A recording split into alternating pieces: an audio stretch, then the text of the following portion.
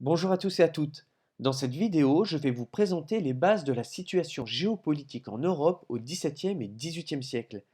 Il s'agit d'une vidéo préparatoire au cours que nous allons aborder dès à présent, vous offrant les savoirs essentiels à maîtriser pour réaliser les activités qui seront réalisées ensuite en classe. Je vous invite donc à prendre des notes pour les emmener ensuite avec vous. Avant tout, il est important de définir ce qu'est la géopolitique. Étudier la situation géopolitique en Europe au XVIIe et XVIIIe siècle revient à étudier les rapports entre l'évolution géographique du continent et les relations qui lient les États européens entre eux. Plus précisément, ce travail doit nous permettre de comprendre les facteurs géographiques, mais aussi économiques et culturels qui expliquent la politique de ces États sur les relations internationales de l'époque.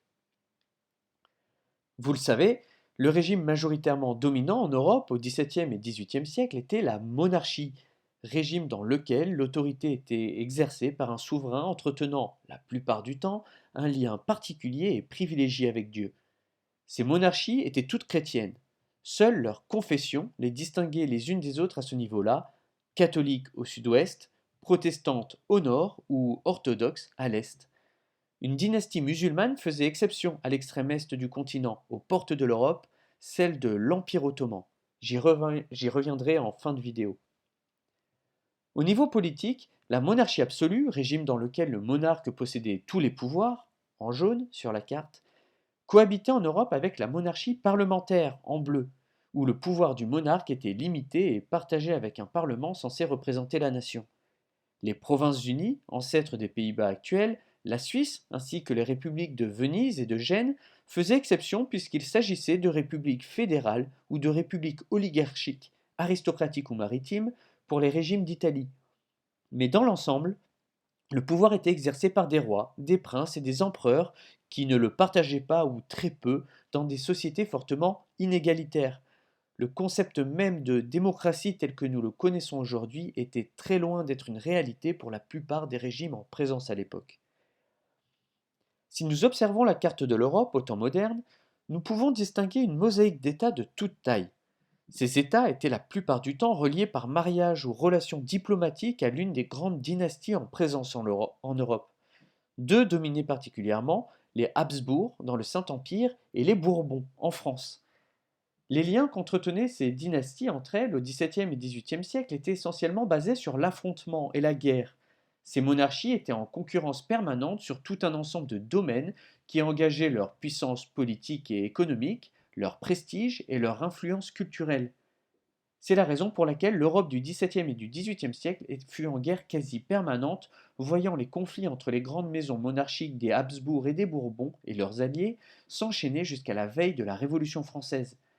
Si la France et le Saint-Empire étaient toujours opposés, les autres États comme l'Espagne, la Prusse ou l'Angleterre, pour ne citer que les plus connus, changeaient de camp d'un affrontement à l'autre en fonction des intérêts du moment. Les principales motivations de ces affrontements étaient essentiellement de caractère impérialiste. La conquête militaire était une manière efficace de conquérir de nouveaux territoires en Europe, lorsque ces oppositions ne s'exportaient pas dans les nouvelles colonies d'Amérique ou d'Afrique. La guerre était également un moyen de développer sa puissance économique et commerciale par la conquête de nouveaux marchés, de ports ou de carrefours commerciaux. C'est d'ailleurs pour cette dernière raison que le territoire de la Belgique actuelle fut fortement convoité par les différentes puissances monarchiques de l'époque.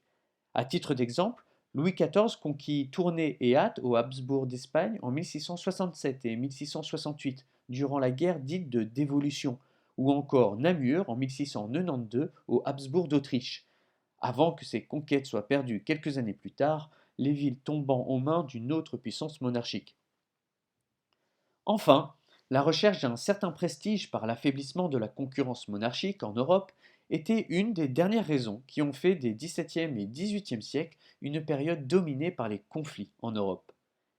Or, ces guerres étaient particulièrement coûteuses pour les nations engagées, ruinaient parfois les caisses des États, ravageaient les territoires traversés et alimentaient régulièrement des crises économiques qui se répercutaient alors sur les populations plus fragiles qui constituaient l'immense majorité de la société de l'époque.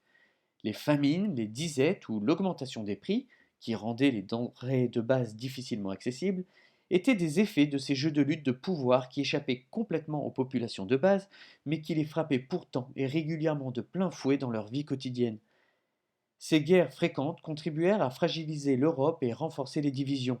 À la fin du XVIIIe siècle, ce contexte politico-économique sera un argument majeur dans la remise en cause du système monarchique et sociétal de l'Ancien Régime. Un mot sur l'Empire ottoman avant de conclure. Une des dates retenues par les historiens pour situer le début des temps modernes, que nous étudions cette année, est 1453 et la prise de Constantinople par les Ottomans, ce qui provoqua la chute de l'Empire romain d'Orient ou Empire byzantin. L'Empire ottoman était un État turc de confession musulmane qui s'étendait au XVIe siècle sur tout le Moyen-Orient, le pourtour méditerranéen de l'Afrique et une grande partie de l'Europe de l'Est, au point de menacer sérieusement les possessions autrichiennes des Habsbourg. Bien que le XVIIe siècle fût le début de son lent déclin, il est intéressant d'en souligner la présence car il était un concurrent autant qu'une menace aux portes de l'Europe pour les grandes monarchies européennes, en plus de la concurrence qu'elle s'imposait elle-même.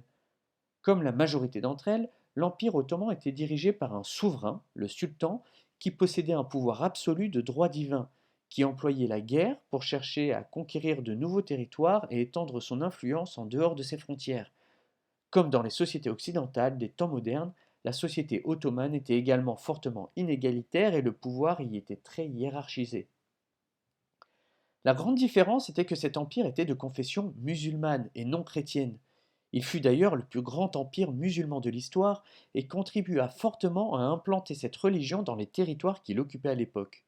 Vous pouvez donc imaginer que dans l'Europe chrétienne du XVIIe siècle, récemment déchirée par les guerres de religion et où l'Église de Rome possédait un pouvoir immense sur les gouvernements et une influence tout aussi grande sur l'organisation des sociétés, la présence d'une puissance militaire de cette ampleur, revendiquant une religion longuement combattue par les chrétiens lors des croisades du Moyen Âge, était une menace qui était prise très au sérieux et qui jouait un rôle important dans les relations internationales de l'époque.